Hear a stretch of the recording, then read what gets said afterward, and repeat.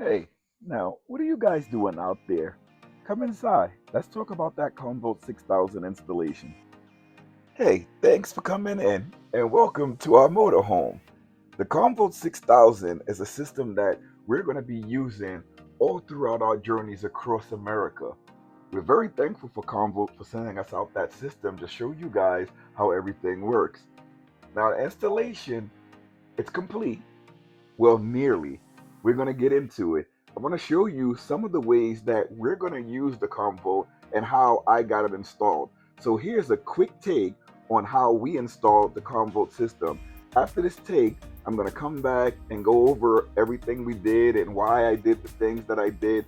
But here's a quick look at the Comvolt 6000 installed in one of the bays on the bottom of the RV. Here's a quick overview of me putting this Comvolt 6000 inside of one of the bays in my RV. The way I'm going to use it is going to be quite remarkable. This is just a quick display of how I got everything set up. I'm going to take you step by step showing you why I put things in the places they're in. Some people may say, why don't you change the way that the Comvolt is? Why don't you face it forward? I have a plan, and there are future things that I want to do with this build. Comvolt 6000 is an excellent system, and this is just a walkthrough of how I have everything installed at the minute. There's going to be other installations involved. Don't worry, don't worry. I know that was fast showing you the Comvolt system in that bay. We're going to go over it in more detail a little later in this video. Why do we have it connected all the way in the back of the RV? Well, that's where our power outlet, our 50 amp receptacle for the RV is.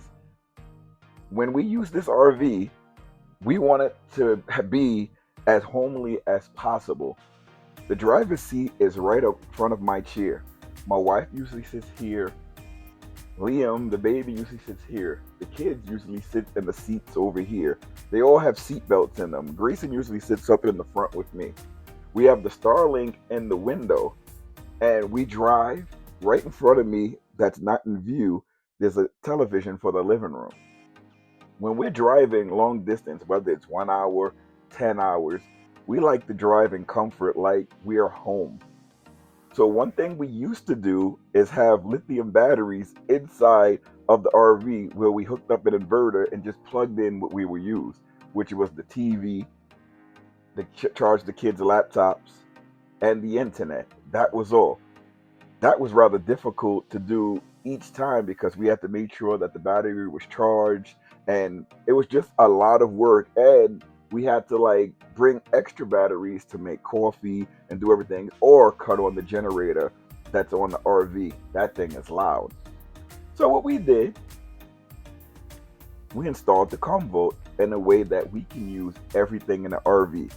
One thing that my wife loves to use is this reclining chair. This reclining chair only works with AC power. So she every time we're driving, she wants to use this chair. I needed AC power just to run this chair. Another issue that we were running into was with the refrigerator. For those long distance travels that we're traveling for about 10 hours, some of the things will start melting from the freezer. I don't like driving with the propane on. Call me old school, but I don't like driving with the propane on. I don't even like using the propane. Most of the time, the propane is off. Microwave, that's something else that we use sometimes. That wouldn't work when we're driving long distances plugged into a lithium battery inside of the RV. Only time it will work is if we cut on the generator. Now, the way that we hooked up the Comvolt, we can leave the refrigerator on AC, the microwave will still work, the TV will work, and we could just use the RV like we're parked. Of course, I'm going to be driving, so I'm not going to be able to enjoy all of the luxuries, but just having my family comfortable, I can drive longer without anybody complaining. Everyone has wireless internet from Starlink. The kids have their laptops charged, and we're just driving down the road. If we have to stop because of traffic, or we need to stop just for a break, I don't have to like get out of the RV to do anything. I don't have to cut on the loud generator. I can just let the Comvolt do its job. And then with the solar, oh man, that is a game changer when it comes to these machines. I wish it was more solar available for it, but the amount of solar that we have is sufficient enough. So now let's go out and check out the Comvolt 6000 in the bay that I showed you in the beginning of the video. But now we're going to take a more in-depth look at it, and I'm going to describe to you why I have everything where I put it and how I'm going to use it and future plans. There's not that much room to walk on this side of the RV with the slide out. I couldn't make the driveway long enough because of we're on a hill. So I had to level everything just so that everything can stay flat and I don't have to use that many leveling blocks. But over here is where the bay is. You're at the front of the RV. This is here in the back of the RV. This is a 35-foot Class A motorhome. If you're interested, these are all the states that we went to across America. We've done this twice already, and we're about to do it a third time. So traveling across America is something that we do a lot. Sometimes we go to the Midwest, we come back. Sometimes we go south down to Florida, then we come back. Other times we go up north to Maine, we come back. But we usually take long trips that involve 10 hours of driving. We try to stay 10 hours and below. 8 hours is ideal, but those are our longest trips. We break them up.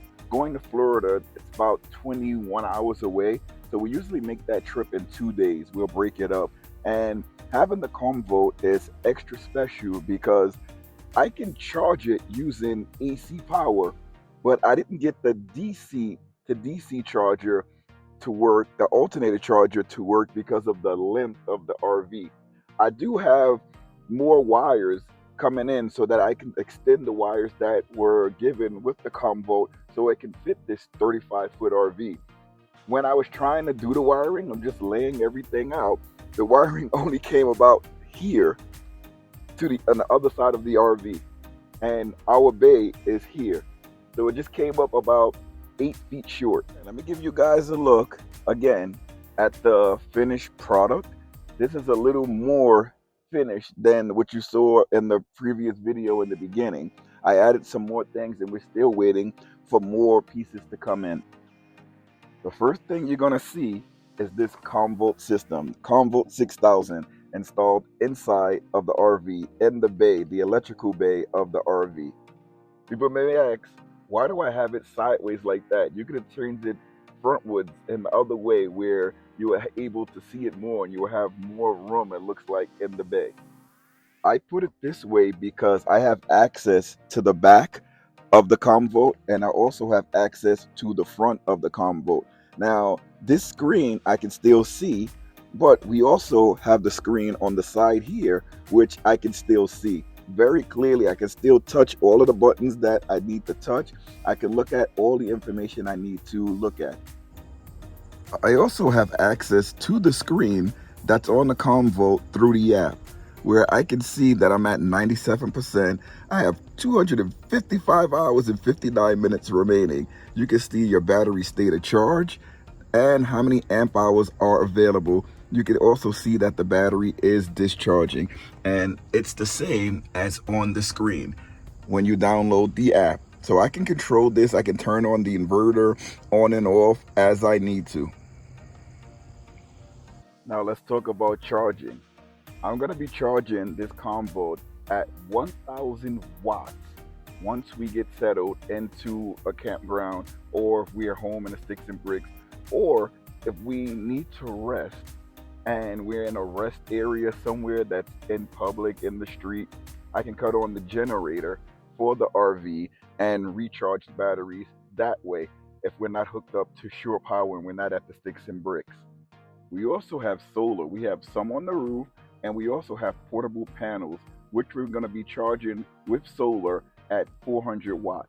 Now, we're not going to deploy those panels anywhere. If we're somewhere like in a desert or somewhere where there's no shore power and it's safe to deploy those portable panels, Comvolt did send in their package enough of the extension cables with the XT60 connection to go into this Comvolt and to connect to your portable panels anywhere you want it. So whether we are on the work side of the RV or the living side of the RV, We can use the pass-through, or we could use the different outlets inside of the RV to make the connections to the portable panels. One of the wires could just go right through here, just like when we connected to shore power, or we at the campground at home, or at the sticks and bricks. We can slip the wire in and come to the work side or to the living side. Let's look at the wall charging, the AC charging that we have to recharge the battery. So the Comvolt did come with the two lithium chargers here, and they both charge at 500 watts each. We have them both hooked up to the Comvolt and the back through their connections. Those are the XD90 connectors.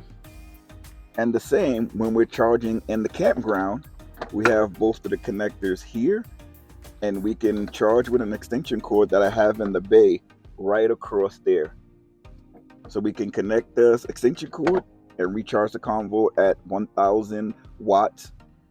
We do have an outlet here at the top, but this outlet is for the converter, so I don't want to tap into that. Now, how am I going to power the entire RV using the Comvolt with it here in this bay? You may have already known, and the reason why we put it in this bay, but let me show you just in case you don't know. This is a 50 amp RV, and the connection port is 30 amps. So we have a dog bone going from 30 amp to 50 amp, and that's connected to the front of the Comvolt. And then when we pull out the shore power cord, we can connect the shore power cord into this dog bone to power the entire RV. But wait, you're only going to be able to use 30 amps of power. Yes, we know that. The shore power ACs we're not going to use. We're going to be installing 12 volt ACs on the roof of this RV. So that's the only thing that we will power with this Comvolt is the 12 volt ACs. Like I showed you earlier, we use the TVs, we use the microwaves, and we charge up phones and we charge up laptops and things like that. We have an electric kettle, coffee maker. All of those things need AC power to operate. The Comvolt is more than well versed to handle that much power coming through. You have a large 3000 watt inverter inside of this Comvolt. We're not going to be pulling anywhere close to that. The most we will pull is 1200 watts. That is the biggest appliance that we have, including the 12 volt air conditioner. Nothing is going to go above that 1200 watt mark. So it's safe to plug everything in to the RV. And like if you're in an RV park and you're plugged into 30 amps, you know you cannot run the microwave and the air conditioner at the same time. You have to choose one. So of course we're not going to run two big appliances at the same time coming off the Comvolt system. We're smarter than that. You have to have another source, just like when you plugged into shore power and you plugged into a 30 amp at a campground. You always have another source where you can plug in two things at once. We have some Velcro coming in to strap down the battery chargers so that they're not flopping all over the place. These Velcro straps are very, very good. That's how we hold the Starlink router against the wall. We have other appliances that we have against the wall using those Velcro straps. They work very, very well, and things do not come off when you're using it, especially like something that's very light. It's not going to come off. It just stays where it's put. So that's coming tomorrow. So that's going to be another thing that we're going to add on so that we can place the battery chargers where we need them and they can stay there. Now, along with the battery monitor screen, we also installed plug sockets that's attached to the Comvolt. These plug sockets are active once you turn on the inverter. So we have 3 plug sockets and 2 USBs down at the bottom on top of this battery monitor. Well, on the bottom of the battery monitor. For the build, we do have the DC PDU and the AC PDU installed and ready to connect devices. There's nothing connected right now because that's a future project, but we do have it installed. So when it's time to connect appliances and devices, we know exactly where it is. There's no looking for it. It's installed in the RV. So here's the AC PDU, and this was the closest that I can get it because I couldn't fit all the way down there into that bay. So I put it the closest that I could, and the connections are very easy to get to. You have your live leg, your ground, and your neutral to all the boxes, and you can just put the wire right in, and it fits very easily. There's no climbing, there's no confusion. It's very easy. The AC PDU is connected to the Comvolt battery monitor that's over there. We do have the COM cable inside. We have it connected to the Comvolt system, the Comvolt 6000, through the included wire. We also have the DC PDU hooked up. That's easy to get to as well. It's not too far ahead. And usually I have 12-volt refrigerators that we use that I showed you in the other video that we can store in the other side of this bay, and you can wire that very easily. As I come closer, you can see this is very easy to get to. I'm touching the last receptacle and I'm going all the way across of all of the bays, and they're all readable within that magic battery monitor screen.